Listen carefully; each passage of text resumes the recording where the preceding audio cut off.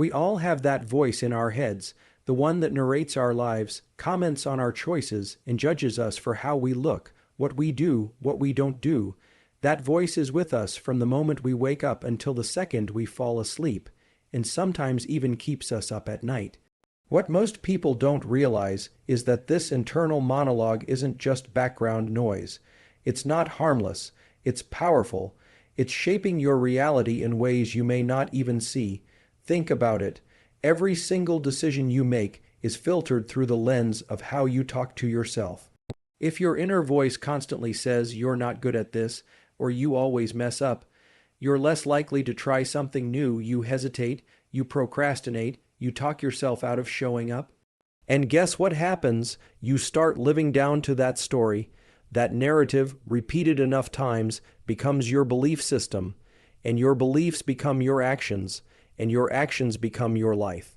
Now imagine the opposite. Imagine your internal voice saying, "I've got this, I can handle this, I'm learning, and that's enough right now." How would you approach a challenge if you actually believed that? How would you walk into that meeting? How would you respond when life punches you in the gut? You'd probably step in with more courage, more calm, more clarity. And that's not fluff, that's psychology. That's neuroscience. That's how your brain actually works. See, your brain doesn't distinguish much between what's real and what's repeatedly said. It reacts to repetition. The more you hear a message, even if it's internal, the more your brain wires itself around that message. It strengthens those thought patterns, makes them easier to access, and builds your emotional and behavioral responses around them. This means the way you talk to yourself literally alters your brain. That's not a metaphor, that's neuroplasticity in action. Your brain is always changing, always adapting to your experiences, and your inner voice is one of the most influential experiences you have every single day. That's why negative self-talk is so dangerous. You might think, it's just how I am, or I'm just being realistic. But it's not realism, it's programming, and if you don't interrupt it, it becomes a self-fulfilling prophecy. You stop trying, you sabotage opportunities, you shrink from the things that might actually move you forward, and don't be fooled into thinking this only applies in big life moments. It's not just about landing the job or giving a speech or facing a crisis. It shows up in the smallest ways, how you look at yourself in the mirror, how you talk to yourself when you forget something, how you react when you make a mistake. It's in those little moments, those hundreds of micro interactions with yourself each day, that your inner voice is shaping your identity. So what do you do about it? You become aware. You start listening on purpose. You begin to ask, would I say this to someone I love? Would I talk like this to a child learning something new? Would I say this to my best friend? If the answer is no, it's time to challenge the voice in your head. And here's the powerful part. You don't need to flip the switch overnight. You don't need to become your own cheerleader by tomorrow. All you need is to begin.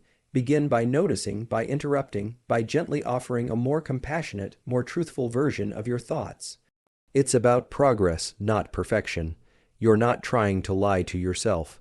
You're trying to speak to yourself with the same honesty and kindness you'd offer anyone else going through something hard. Because the truth is, you are not lazy. You are not weak. You are not broken. You are a human being with a brain that listens to everything you say, even when you're not speaking out loud. And when you start speaking with intention, when you begin to treat your inner voice like the most important conversation you'll have all day, you will see the shift. Your energy will change. Your courage will grow. Your mind will begin to feel safer, stronger, and more aligned with where you want to go. This is not hype. This is science, this is habit, and this is where transformation begins, not with some grand moment of motivation, but with the quiet decision to stop being your own worst enemy and start becoming your own greatest ally. It's time to take the voice inside your head seriously, because it's been shaping your reality this whole time. Now it's your turn to shape it. Most people don't realize how much control they actually have over their thoughts. That inner monologue, the one that criticizes, compares, and catastrophizes, it isn't fact, it isn't destiny, it's a habit, and just like any habit, it can be broken, but only if you learn to catch it in the moment. Negative self-talk often runs on autopilot. It's fast, sneaky, and familiar. You spill your coffee and immediately you think, God, I'm such an idiot. You miss a deadline and the voice chimes in, of course you screwed up, you always do. You look in the mirror and hear, you look awful today. And before you even realize what's happening, your mood drops, your energy tanks, and your confidence slips away. But here's the truth. Just because a thought shows up doesn't mean it gets to stay. You don't have to accept it. You don't have to entertain it. You can interrupt it. And the faster you do it, the better. Catching negative self-talk as it happens is the first step toward rewiring your brain. And yes, it takes awareness. You have to become conscious of the language you use with yourself. You have to start noticing the subtle ways you diminish your value, doubt your abilities, or sabotage your momentum. This isn't about being perfect. It's about becoming aware and then doing something about it. So how do you interrupt that voice? You literally say out loud if you need to, no, we're not doing that. You stop the thought in its tracks. You say, that's not helpful, that's not true. That's not how we talk to ourselves anymore. You treat it like someone walked into your home and started insulting you. Would you let them stay? Would you nod along? Of course not. You'd speak up. You'd shut it down.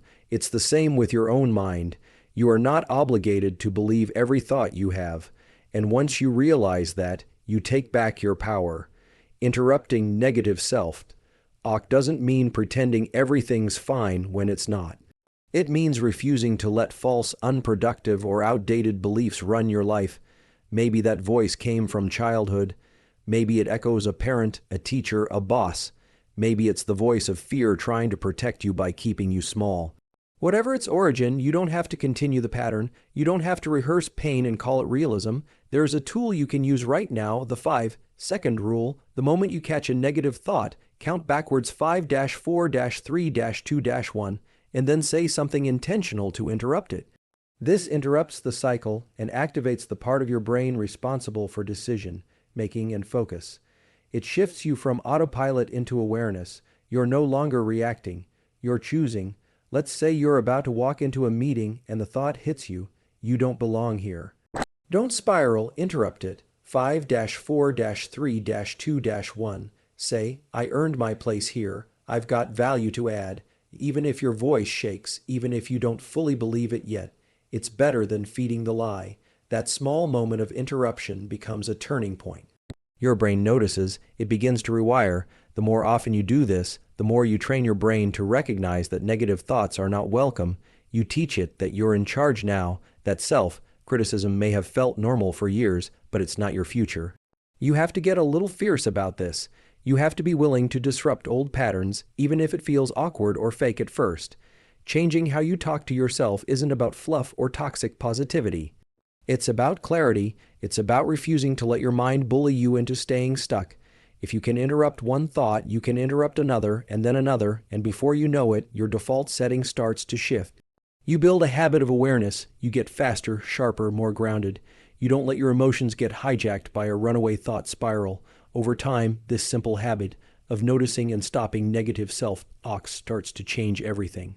You stop doubting yourself as quickly. You stop beating yourself up for every mistake. You build resilience. You become more confident, not because everything magically goes right, but because you stop attacking yourself when it doesn't. Interrupting your negative self-talk isn't about perfection. It's about progress. It's about reclaiming the power that's always been yours.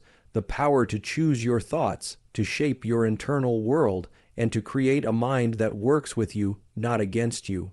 This isn't just mindset, this is mental training. You are building the muscle of self-awareness and self-respect, and like any muscle, the more you train it, the stronger it gets. So next time that voice pipes up, the one that tells you you're not enough, not ready, not worthy, don't let it finish its sentence, stop it, interrupt it, replace it, and remember that one small act is how transformation begins. Once you learn how to catch negative self-talk in the moment, the next step is crucial. You have to replace it with something better, not something fake, not something fluffy, but something true and intentional. You can't just silence the voice. You have to speak over it with clarity and purpose. Otherwise, that old narrative will keep sneaking back in. Your brain needs something to hold on to, something solid and supportive to rewire around. This isn't about forcing yourself to repeat empty affirmations you don't believe. You don't need to stand in front of a mirror saying, "I am unstoppable," if you feel like you're falling apart. What you need is truth. Grounded, powerful, simple truth. And you need to speak it to yourself with intention. That means deliberately choosing what you say, how you say it, and when you say it. Here's the reality: your brain is constantly scanning for cues about who you are and what's possible for you. And guess where it looks first? Your own words. Whether you say it out loud or silently in your mind, your brain listens, and it believes you. That's why speaking with intention is not a gimmick. It's a neurological strategy. When you say something to yourself repeatedly, especially with emotion and focus, your brain starts to treat it like a directive. It starts to build pathways that support that belief. That's how you rewire. Let's say the old voice says, "You always screw things up." You don't just tell it to shut up, you answer it. You say something like, "I make mistakes like everyone else, but I'm learning. I handle things better every time." That's not delusion. That's truth, and it's productive. It gives your brain a direction to move in. Or maybe the voice says, "You're not good enough to do this." You respond, "I may not be perfect, but I'm capable and I'm showing up." You speak that into the space your fear used to occupy. The goal isn't to convince yourself that everything is fine. The goal is to anchor yourself in something real, something that lifts you out of shame and back into strength. You are not your worst moment. You are not your failures. You are not the voice of fear pretending to be logic. You are the person who gets to decide what happens next. And that starts with what you tell yourself. And this is where intention matters. Anyone can throw out a nice-sounding phrase, but if you want it to stick, if you want it to reshape how you think, feel, and act, you have to mean it. You have to choose it consciously, say it with your chest. Say it like you're speaking to your future self. Say it like your life depends on it, because in some ways it does.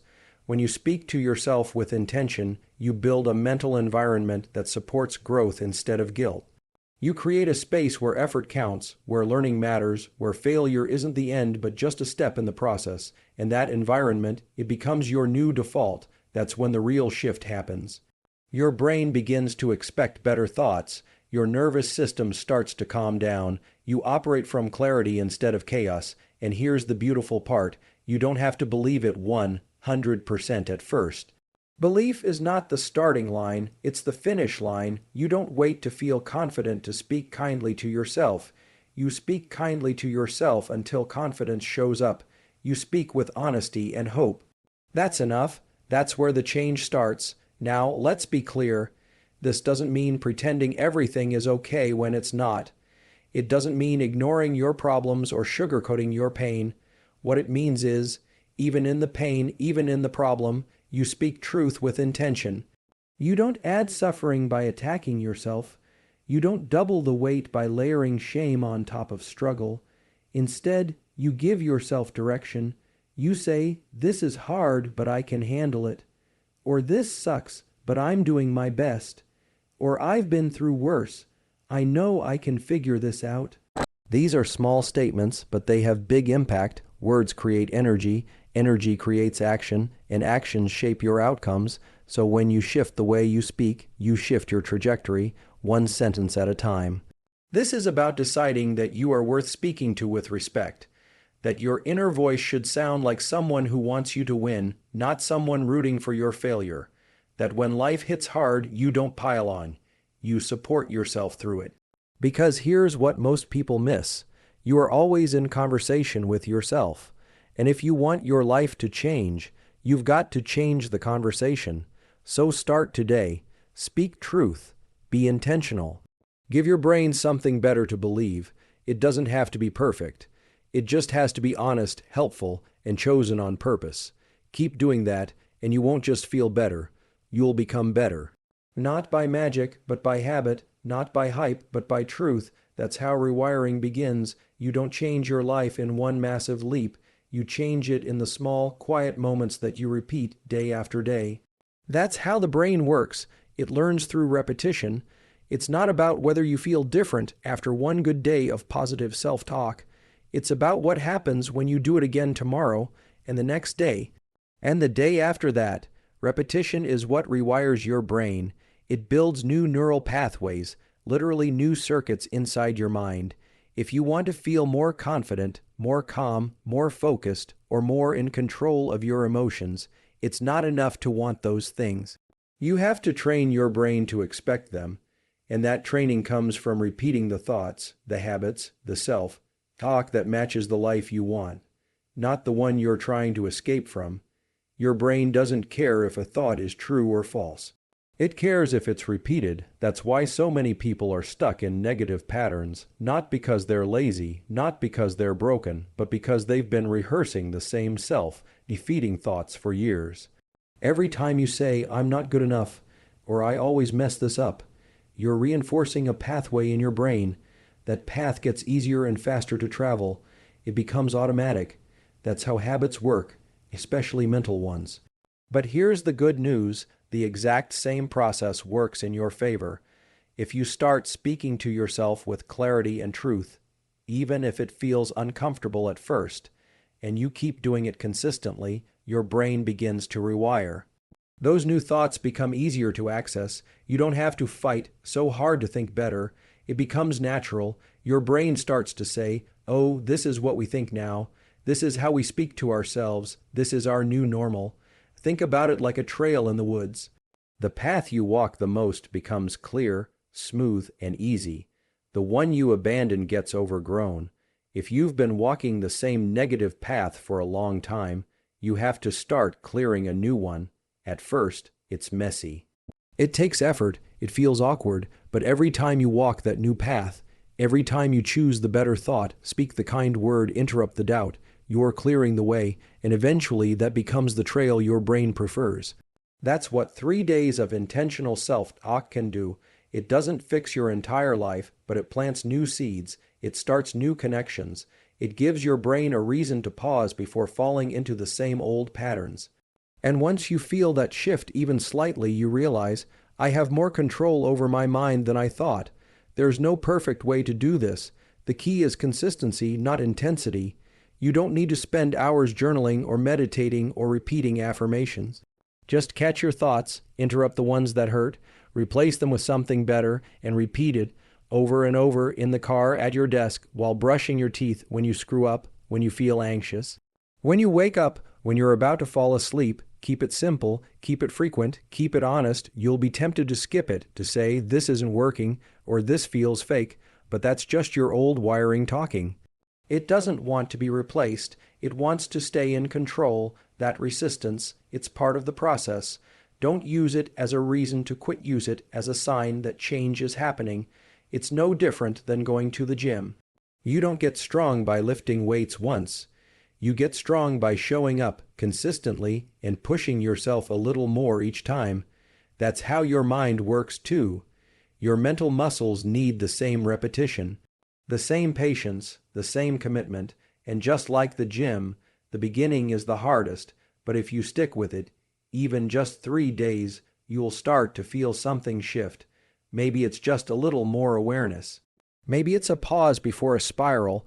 Maybe it's the first time in months you've looked in the mirror without criticism.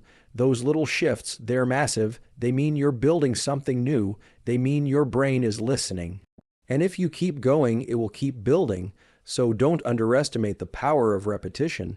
It's not boring. It's not pointless. It's the foundation of change. The difference between who you are now and who you want to become is hidden in what you're willing to repeat.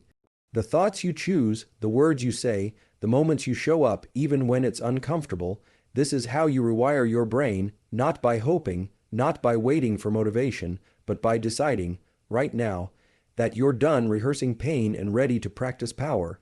Every single time you choose the better thought, the better word, the better tone, you take a step closer to the life you actually want. And if you can do that for 1 day, you can do it for 3. And once you do it for 3, you're no longer guessing if it works. You know it does because you've started to feel it. That's your proof. That's your breakthrough. And it all begins with repetition.